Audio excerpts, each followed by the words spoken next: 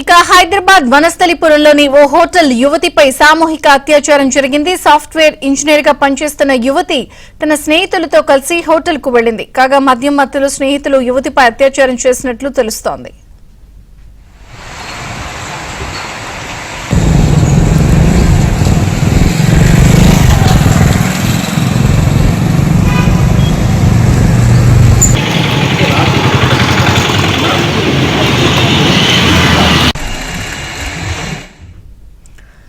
హైదరాబాద్ వనస్థలిపురంలోని ఓ హోటల్లో యువతిపై సామూహిక అత్యాచారం జరిగింది. సాఫ్ట్వేర్ ఇంజనీర్ గా పనిచేస్తున్న యువతి తన స్నేహితులతో కలిసి హోటల్ కు వెళ్లింది. కాగా మద్యం మత్తులో స్నేహితులు యువతిపై అత్యాచారం చేసినట్లు తెలుస్తోంది. ఘటనపై మరిన్ని వివరాలు మా క్రైమ్ ప్రతినిధి ప్రవీణ్ అందిస్తారు. ప్రవీణ్,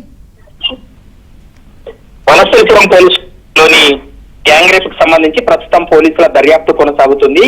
దర్యాప్తులో ఇప్పటి వరకు నిందితులు అనేటువంటి అంశానికి సంబంధించి ఒక అంచనా కూడా రావడం జరిగింది. ఒక హోటల్లోకి యువతిని తీసుకెళ్లి ఆ స్నేహితులతో కలిసి అక్కడ గ్యాంగ్ రేప్ కూడా వీళ్ళు పాల్పడినట్టు ప్రస్తుతం ఒక నిర్ధారణకు రావడం జరిగింది. మద్యం మత్తులోనే యువతి పైన అత్యాచారం చేశారనేటువంటి అంశానికి సంబంధించి పోలీసులు కొన్ని ఆధారాలు సేకరించడం జరిగింది. ఇప్పటికే బాధితురాల యొక్క స్టేట్మెంట్ కూడా రికార్డ్ చేశారు. బాధితురాలు చెప్పినటువంటి సమాచారం ఆధారంగా ఇప్పటికైతే ఇద్దరు వ్యక్తుల్ని అదుపులోకి తీసుకున్నటువంటి పరిస్థితి కనపడుతుంది.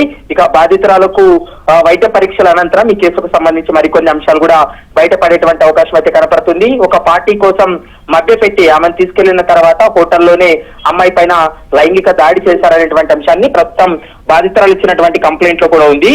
ఆమె స్నేహితుడితో పాటు తనపై మరొక వ్యక్తి కూడా అత్యాచారం చేశాడనేటువంటి అంశాన్ని తన స్టేట్మెంట్ లో పేర్కొంది. కాబట్టి ఇద్దరు వ్యక్తుల్ని కూడా ప్రస్తుతం పోలీసులు కస్టడీలో తీసుకొని విచారణ కూడా కొనసాగిస్తున్నారు. మరికొద్ది సేపట్లో ఈ కేసుకు సంబంధించినటువంటి వివరాలన్నీ కూడా వెల్లడించేటువంటి అవకాశం అయితే కనపడుతుంది. ఇప్పటికే హోటల్ వద్ద ఉన్నటువంటి సీసీ ఫుటేజ్లు కావచ్చు, తర్వాత వీరు మొబైల్ కాల్స్ కావచ్చు, వీటన్నిటినీ కూడా పూర్తి స్థాయిలో అనాలిసిస్ అయితే చేస్తున్నారని చెప్పుకోవచ్చు. విజయ్ చంద్రిక.